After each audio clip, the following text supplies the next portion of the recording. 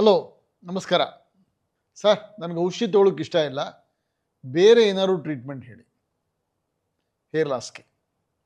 Sir, ನಂಗೆ ಕೂದಲು ತಿನ್ನಾಗ್ತಿದೆ, ಲೇಸರ್ನಿಂದ ಕೂದಲು ಬರುತ್ತಾ? ಈ ಥರ ಪ್ರಶ್ನೆಗಳು ನಮ್ಮನ್ನು ಪೇಷಂಟ್ಗಳು ಕೇಳ್ತಾರೆ. ಲೇಸರ್ನಿಂದ ಕೂದಲು ಬೆಳೆಸೋಕ್ಕೆ ಸಾಧ್ಯವೇ? ಈ ಪ್ರಶ್ನೆಗೆ ಉತ್ತರಿಸೋಕ್ಕೆ ನಾನು ಡಾಕ್ಟರ್ ವೆಂಕಟರಾಮ್ ಮೈಸೂರು, ಚರ್ಮ ಕೂದಲು ತಜ್ಞ, Venkat centre for skin ENT and plastic surgery, Vijayanagar, Banashankari, Bangalore.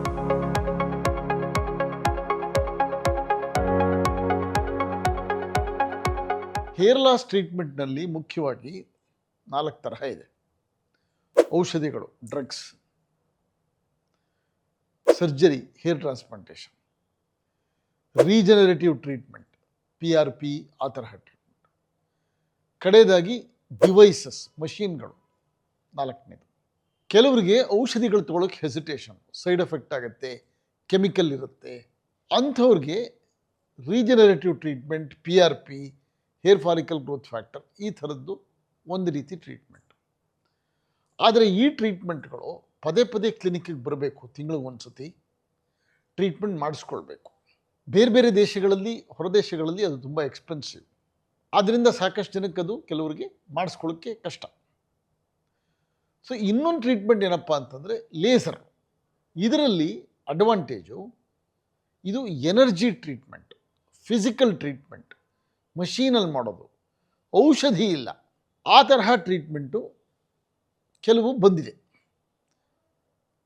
ಅದರಲ್ಲಿ ನಾವು ಹೇಳಬೇಕು ಅಂತಂದರೆ 3 ತರಹ ಇದೆ. ಒಂದು ಲೋ ಲೆವೆಲ್ ಲೇಸರ್ ಅಂತ. ಇದರಲ್ಲಿ ಡಯೋಡ್ ಅಂತ ಒಂದು ಲೇಸರ್ ಟೆಕ್ನಾಲಜಿ ಮೂಲಕ ಲೋ ಲೆವೆಲ್ನಲ್ಲಿ, ಕಡಿಮೆ ಲೆವೆಲ್ನಲ್ಲಿ ಲೇಸರ್ ಲೈಟು ತಲೆ ಒಳಗೆ ಹೋಗುತ್ತೆ. ಹೋಗಿ ಅಲ್ಲಿರೋ ಬುಡಗಳನ್ನು ಸ್ಟಿಮ್ಯುಲೇಟ್ ಮಾಡುತ್ತೆ, ರಕ್ತ ಸಂಚಲನೆ ಇನ್ಕ್ರೀಸ್ ಮಾಡುತ್ತೆ, ಅನಜನ್ ಫೇಸ್ ಅಂದರೆ ಬೆಳೆಯೋ ಹಂತನ ಜಾಸ್ತಿ ಮಾಡುತ್ತೆ. ಇದು ಬಯೋಸ್ಟಿಮ್ಯುಲೆಂಟ್ ಲೇಸರ್ ಅಂತಲೂ ಹೆಸರಿದಕ್ಕೆ. ಇದೇನು ಹೊಸದಲ್ಲ, ಹೆಚ್ಚು ಕಡಿಮೆ 15 ವರ್ಷದಿಂದ ಇದೆ. ಇದನ್ನು ಮನೆಯಲ್ಲೇ ಮಾಡ್ಬೋದು, ಕ್ಲಿನಿಕ್ಕಿಗೆ ಬೇಕಾದ್ರೂ ಹೋಗ್ಬೋದು. ಅದರಲ್ಲಿ ಒಂದು ಡಿವೈಸ್ ಅಂದರೆ ಲೇಸರ್ ಕೂಂಬ್ ಅಂತ, ಇಲ್ಲಿ ಫೋಟೋ ನೋಡ್ಬೋದು. ಇದರಲ್ಲಿ ಒಂದು ಬಾಚಣಿಗೆ ಥರ ಅಟ್ಯಾಚ್ಮೆಂಟ್ ಇದೆ. ಆ ಮೆಷಿನ್ ಪ್ರೆಸ್ ಮಾಡಿದಾಗ ಲೈಟ್ ಬರುತ್ತೆ, ಅದನ್ನು ತಲೆ ಬಾಚ್ಕೊಳ್ಳೋದು, 5 ನಿಮಿಷ ಬಾಚ್ಕೊಳ್ಳೋದು, ಪೇಷಂಟೇ ಮಾಡ್ಕೋಬೋದು. ಇನ್ನೊಂದು ಲೇಸರ್ ಕ್ಯಾಪ್ ಅಂತ, ತಲೆ ಮೇಲೆ ಕ್ಯಾಪ್ ಹಾಕ್ಕೊಂಡು ಕೂತ್ಕೊಳ್ಳೋದು, ಇಲ್ಲಿ ಕಾಣಿಸುತ್ತೆ ನಿಮಗೆ ಲೇಸರ್ ಕ್ಯಾಪ್ ಅಂತ, ಅಥವಾ ಲೇಸರ್ ಹೆಲ್ಮೆಟ್ ಅಂತಲೂ ಕರಿತೀವಿ, ಅದು ಇದೆ. ಕೆಲವು ಮೆಷಿನ್ಗಳಲ್ಲಿ ಆ ಲೇಸರ್ ಒಳಗಡೆ ಒಂದು ಸಣ್ಣ ಚೇಂಬರ್ ಇರುತ್ತೆ, ಅಲ್ಲಿಗೆ ಮಿನಾಕ್ಸಿಡಲ್ ಔಷಧಿ ಹಾಕ್ಬೋದು. ಲೇಸರ್ ಮಾಡ್ಕೋಬೇಕಾದ್ರೆ ಈಗ ತಲೆ ಬಚ್ಕೊಂಡ್ರೆ ಔಷಧಿ ಕೂಡ ಬರುತ್ತೆ. ಸೊ ಇದು ಲೇಸರ್, ಬಯೋ ಸ್ಟಿಮ್ಯುಲೆಂಟ್ ಲೇಸರ್ದು ಬೇರೆ ಬೇರೆ ರೀತಿ ಟ್ರೀಟ್ಮೆಂಟ್ಗಳು.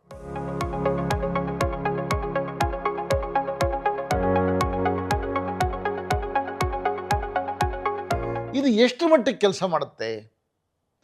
ಇದಕ್ಕೆ ಪೂರಕವಾಗಿ ಒಂದು 10-12 ಸೈಂಟಿಫಿಕ್ ಪೇಪರ್ಸ್ ಇದೆ. ಅದರ ಪ್ರಕಾರ ಯುರೋಪಿಯನ್ S3 ಗೈಡ್ಲೈನ್ಸ್, ಈ ಆರ್ಟಿಕಲ್ ನೋಡ್ಬೋದು ನೀವು, ಯುರೋಪಿಯನ್ S3 ಗೈಡ್ಲೈನ್ಸ್, ಇದರ ಪ್ರಕಾರ ಇದು level B evidence. Level B ಅಂತಂದರೆ ಒಳ್ಳೆ ಎವಿಡೆನ್ಸ್ ಅಂತಲೇ ಅರ್ಥ. ಆದರೆ ನಾವು ನಮ್ಮ group, Indian group, AHRS group, ಈ ಆರ್ಟಿಕಲ್ ನೋಡ್ಬೋದು ಇಲ್ಲಿ. ಅದರ ಪ್ರಕಾರ ನಾವು ಲೆವೆಲ್ C ಎವಿಡೆನ್ಸ್ ಮಾಡಿದ್ವಿ. ಲೆವೆಲ್ C ಅಂತಂದರೆ ತುಂಬ ಪ್ರೂಫ್ ಇರುವಂಥ ಟ್ರೀಟ್ಮೆಂಟ್ ಅಲ್ಲ. ಇದು ತುಂಬ ಸೇಫ್ ಟ್ರೀಟ್ಮೆಂಟು, ಅದರಲ್ಲಿ ಡೌಟ್ ಇಲ್ಲ. ಆದರೆ ತುಂಬ ಸ್ಟ್ರಾಂಗ್ ಟ್ರೀಟ್ಮೆಂಟ್ ಅಲ್ಲ. ಅಂದರೆ ಸ್ವಲ್ಪ ಮಟ್ಟಕ್ಕೆ ಕೂದಲು ಬೆಳೆಯೋ ಹಾಗೆ ಮಾಡ್ಬೋದು. ಅರ್ಲಿ ಸ್ಟೇಜು, ಸ್ಟೇಜ್ 3, ಆ ಲೆವೆಲ್ಗೆ ಸೂಟ್ ಆಗುವಂಥದ್ದು. ಸ್ಟೇಜ್ 5, ಸ್ಟೇಜ್ 6 ಇದಕ್ಕೆ ಕೆಲಸ ಮಾಡೋಕ್ಕೆ ಸಾಧ್ಯ ಇಲ್ಲ. ಸೊ ಹಾಗಾದ್ರೆ ಇದು ಎಷ್ಟು ಮಟ್ಟಿಗೆ ಉಪಯೋಗ ಇದೆ? ಇದನ್ನು ನಾವು ನಮ್ಮ ವೆಂಕಟ್ ಸೆಂಟ್ರಲ್ಲಿ ಯಾವ ರೀತಿ ಉಪಯೋಗಿಸ್ತೀವಿ ಅಂದರೆ, ಒಂದು ಈ PRP ಅಂತ ಟ್ರೀಟ್ಮೆಂಟ್ಗಳು ಮಾಡಿಸ್ಕೊಳ್ಳೋದಕ್ಕಾಗದೇ ಇದ್ದಾಗ, ಔಷಧಿ ಕೆಲಸ ಮಾಡ್ತಾ ಇಲ್ಲ, PRP ಮಾಡಿಸೋಕ್ಕಾಗಲ್ಲ, ಟ್ರಾನ್ಸ್ಪ್ಲಾಂಟೇಷನ್ಗೂ ಕಷ್ಟ, ಅಂಥ ಟೈಮ್ನಲ್ಲಿ ಲೇಸರ್ ಕೂಂಬ್ ಹೇಳ್ತೀವಿ. ಕೆಲವು ಸತಿ ಬೇರೆ ದೇಶದಿಂದ ಬಂದವರು ಅವ್ರಿಗೆ PRP ತುಂಬ ಖರ್ಚಾಗುತ್ತೆ, ತಿಂಗಳಿಗೊಂದ್ಸತಿ ಇಲ್ಲಿಗೆ ಇಂಡಿಯಾಗೆ ಬರೋಕ್ಕಾಗಲ್ಲ, ಅಂಥವ್ರಿಗೂ ಹೇಳ್ತೀವಿ ನಾವು.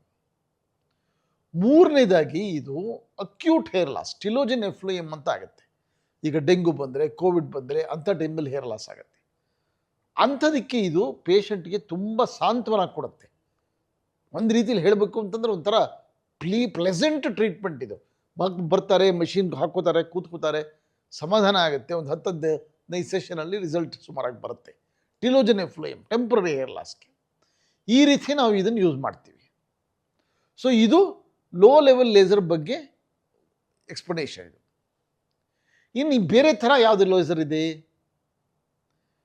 ಒಂದು ಈಚೆಗೆ ಒಂದು 3-4 ವರ್ಷದಿಂದ ಬಂದಿರೋದು ಫೋಟೋನಾ ಲೇಸರ್ ಅಂತ.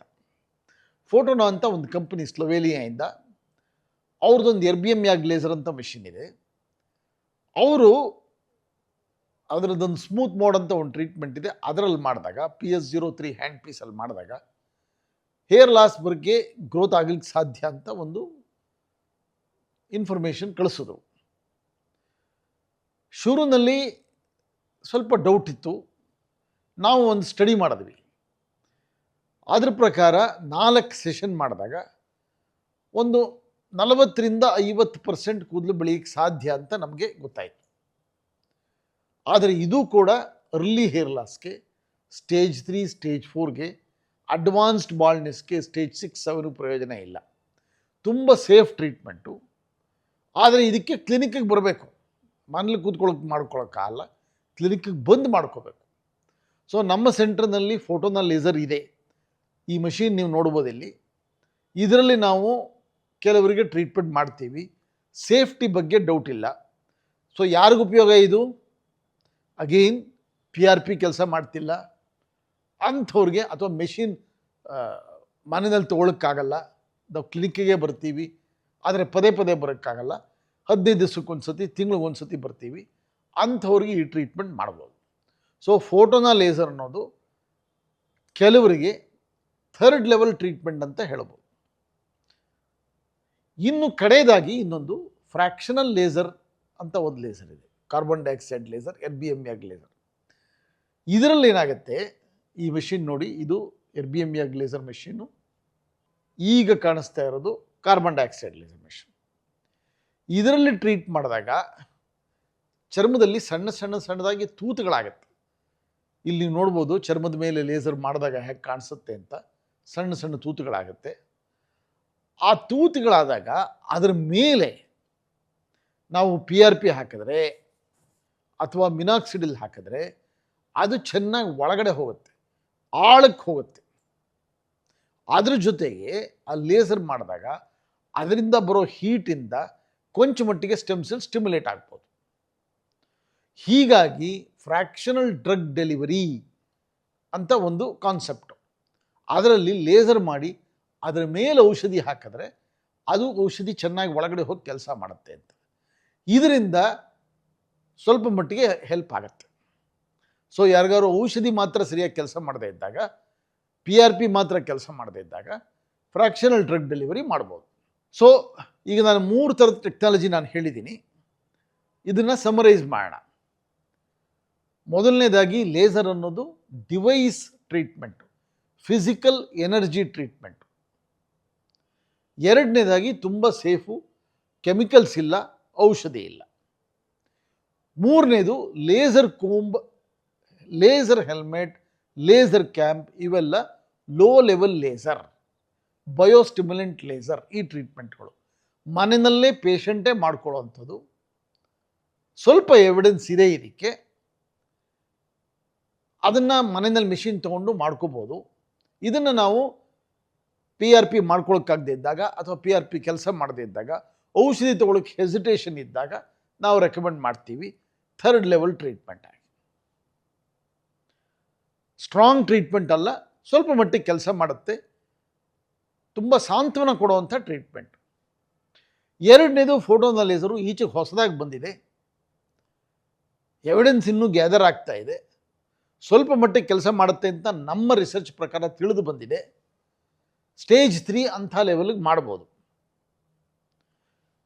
ಕಡೆಯದಾಗಿ ಫ್ರ್ಯಾಕ್ಷನಲ್ ಡ್ರಗ್ ಡೆಲಿವರಿ, ಲೇಸರ್ ಮಾಡಿ ಅದರ ಮೂಲಕ ಔಷಧಿನ ಒಳಗೆ ತಳ್ಳುವಂಥ ಟ್ರೀಟ್ಮೆಂಟು, ರೆಸಿಸ್ಟೆಂಟ್ ಕೇಸಸ್ನಲ್ಲಿ, ರೆಸ್ಪಾನ್ಸ್ ಆಗದೆ ಇರೋ ಕೇಸಸ್ನಲ್ಲಿ ಲೇಸರ್ ಮಾಡಿ ಅದ್ರ ಮೇಲೆ ಮಿನಾಕ್ಸಿಡಿಲ್ ಅಥವಾ PRP ಹಾಕಿ ಟ್ರೀಟ್ಮೆಂಟ್ ಮಾಡ್ಬೋದು. ಇಷ್ಟು ಇದರ ಸಮ್ಮರಿ. ಇದರ ಅರ್ಥ ಏನು ಅಂತಂದರೆ, ಹೊಸ ಟ್ರೀಟ್ಮೆಂಟ್ಗಳು ಬರ್ತಿರುತ್ತೆ, ನಾವು ಅದನ್ನು ವೈಜ್ಞಾನಿಕವಾಗಿ ಸರಿಯಾಗಿ ಅರ್ಥ ಮಾಡಿಕೊಂಡು ಅದಕ್ಕೆ ಆಧಾರ ಎಷ್ಟಿದೆ ಅಂತ ನೋಡಿಕೊಂಡು ಅದರ ಬಗ್ಗೆ ನಾವು ಟ್ರೀಟ್ಮೆಂಟ್ನ ಸರಿಯಾದ ರೀತಿಯಲ್ಲಿ ಪೇಷಂಟ್ ಹೇಳಬೇಕು. ಲೇಸರ್ ಬಂತು ಅಂತ ಎಲ್ರಿಗೂ ಅದನ್ನು ಮಾಡೋಕ್ಕಾಗಲ್ಲ. ಸರಿಯಾಗಿ ಇವ್ಯಾಲ್ಯೂಯೇಟ್ ಮಾಡಬೇಕು, ಮಾಡಿ ಆಧಾರದ ಪ್ರಕಾರ ಅದನ್ನು ಯೂಸ್ ಮಾಡಬೇಕು. ಕೆಲವು ಸತಿ ನೀವು ಪೇಪರ್ ಅಡ್ವರ್ಟೈಸ್ಮೆಂಟ್ ನೋಡ್ತೀರಾ, laser treatment for hair loss 1 lakh 1.5 lakh charge ಮಾಡ್ತಿರೋರು ಇದ್ದಾರೆ. ಅಂಥ ಅಡ್ವರ್ಟೈಸ್ಮೆಂಟ್ಗೆ ಮರಳಾಗಬೇಡಿ. ಅಷ್ಟೊಂದೆಲ್ಲ ಖರ್ಚು ಮಾಡಿ ಟ್ರೀಟ್ಮೆಂಟ್ ಮಾಡೋವಂಥದ್ದು ಅಲ್ಲ ಇದು. ಸೊ ಹಾಗಾಗಿ ಸರಿಯಾಗಿ ವಿಷಯ ತಿಳ್ಕೊಂಡು ಸರಿಯಾದ ಕೂದಲು ತಜ್ಞರ ಹತ್ರ ಹೋಗಿ ಸರಿಯಾದ ರೀತಿಯಲ್ಲಿ ಅಡ್ವೈಸ್ ತೊಗೊಳ್ಳಿ. ನಮ್ಮ ವೆಂಕಟ್ ಸೆಂಟರ್ನಲ್ಲಿ ಈ ಎಲ್ಲ ಟ್ರೀಟ್ಮೆಂಟ್ಗಳು ಇದೆ. ಲೇಸರ್ ಕೋಮ್ 2-3 ಮಿಷಿನ್ ಇದೆ, ಫೋಟೋನ ಲೇಸರ್ ನಮ್ಮ ಹತ್ರ ಇದೆ, ಫ್ರ್ಯಾಕ್ಷನಲ್ ಲೇಸರ್ ಕೂಡ ಇದೆ. ಸೊ ಹಾಗಾಗಿ ಕೂದಲಿಗೆ ಬೇಕಾದಂಥ ಎಲ್ಲ ಥರ ಟ್ರೀಟ್ಮೆಂಟ್ಗಳು ಇದೆ, ನೀವು ಬರಬಹುದು. ಈ ವಿಡಿಯೋ ನಿಮಗೆ ಇಷ್ಟ ಆಯಿತು ಅಂದ್ಕೊಳ್ತೀನಿ. ಇಷ್ಟ ಆದರೆ ಇದನ್ನು ಶೇರ್ ಮಾಡಿ, ನಮ್ಮ ವೆಬ್ಸೈಟ್ ವಿಸಿಟ್ ಮಾಡಿ venkatcenter.com. ಬಾಕಿಯವ್ರಿಗೂ ಇದ್ರ ಬಗ್ಗೆ ತಿಳಿಸಿ. ಈ ಥರದ ವಿಷಯಗಳು ನಿಮ್ಗೆ ಇನ್ನೂ ಬೇಕು ಅಂತಂದರೆ ನಮಗೆ ತಿಳಿಸಿದ್ರೆ ಅದ್ರ ಬಗ್ಗೆ ನಾವು ವಿಡಿಯೋಗಳನ್ನು ಮಾಡ್ತೀವಿ. ನಮಸ್ಕಾರ, ಧನ್ಯವಾದಗಳು.